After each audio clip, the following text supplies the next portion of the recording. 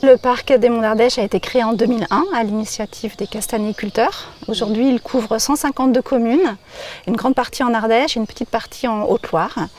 C'est un territoire qui part des Cévennes dans le sud, avec de l'olive, du vin, et qui traverse toute la zone de Châtaigneraie jusqu'au plateau. On a délibéré aussi au parc en 2022, du coup, suite à ces réflexions en actant l'urgence écologique et climatique sur le territoire du Mont d'Ardèche. Et c'était un peu le point de départ. Et donc, une fois qu'on a acté ça, en fait, on se demande comment on parle de ces questions-là. On a invité un certain nombre de personnes qui travaillent sur ces questions de climat, de transition, d'écosystème, etc., à venir présenter leurs travaux au public. Mais on était dans une approche un peu trop, des fois, scientifique, technique. Et on s'est dit, à un moment, si on veut toucher autrement et toucher un autre public, on a besoin d'autres moyens.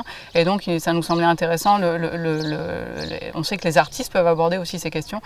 Il y a forcément un morceau de la branche qui va finir par se barrer. Ça va être soit le tourisme, soit l'agriculture, soit les habitants. Mais à un moment, il n'y aura pas d'eau pour tout le monde, quoi. Oui, depuis 2008, chaque année, plus de 20 millions de personnes sont contraintes de fuir les ouragans, les inondations ou les sécheresses, des crises aux portes de l'Europe. La fonte des glaces. Et avec celle des glaciers. Alors la compagnie La Lime, qui est la compagnie dans laquelle je travaille, que je dirige depuis quelques années, elle a la spécificité de travailler sur des questions de société, d'actualité, en tout cas des questions contemporaines, et de le faire en lien avec les gens. Et d'autre part, on ne voulait surtout pas d'un projet hors sol et descendant. Et donc on a interpellé dans les prémices du projet les intercommunalités partenaires du territoire. Elles sont 10 sur notre territoire, en particulier les chargés de mission culture et transition, pour voir s'il y avait matière ensemble à mener ce travail de création d'une forme théâtrale.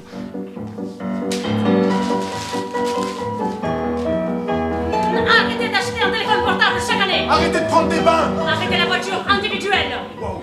Attends, c'est chaud quand même. La particularité de ce projet, on va dire, c'est que c'est un peu une bête à trois têtes, quoi. Il y a le parc naturel régional des Monts d'Ardèche, il y a la compagnie et puis il y a Lucille Florenza qui est anthropologue. C'est un projet qui s'étale sur 3 années, avec une première année vraiment de recherche, d'entretien qu'on a mené en binôme avec Lucille.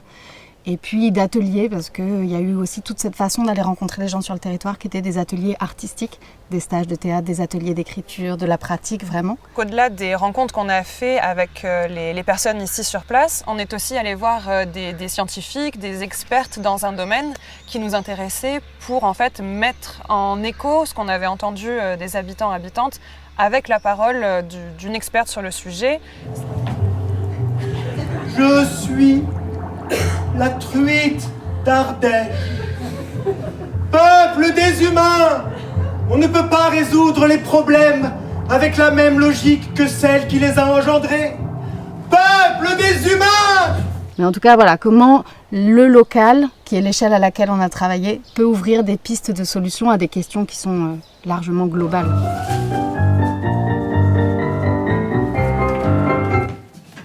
Alors on fait quoi? Je ne sais pas, un récit qui ne soit ni culpabilisant ni moralisateur. Et qui surtout ne détruise pas le moral des troupes. Changement de comportement, je ne sais pas si c'est possible, mais en tout cas changement de perception. Et que c'est là peut-être que se situe notre travail, c'est comment on fait faire un pas de côté pour que quelque chose dans la perception des gens bouge.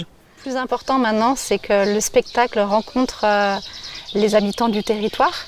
Et donc on vise à réaliser une tournée assez ambitieuse sur le territoire avec l'objectif de faire venir à ce spectacle un certain nombre d'habitants. C'est vraiment incroyable, il y a une quantité d'informations, c'est phénoménal, il y a beaucoup d'humour et c'est en plein dans le mille, c'est vraiment une prise de conscience de la situation actuelle et voilà, des propositions sur un territoire, ce qu'on peut faire ensemble. Et là, en fait, tout ce qui a été dit, je trouve que ça titille un peu, ça dérange. Et c'est hyper chouette, c'est très très bien fait, c'est très bien joué. Ça pose les vraies questions. Les réponses, personne ne les a, mais on peut peut-être chacun y réfléchir de manière un petit peu plus sérieuse.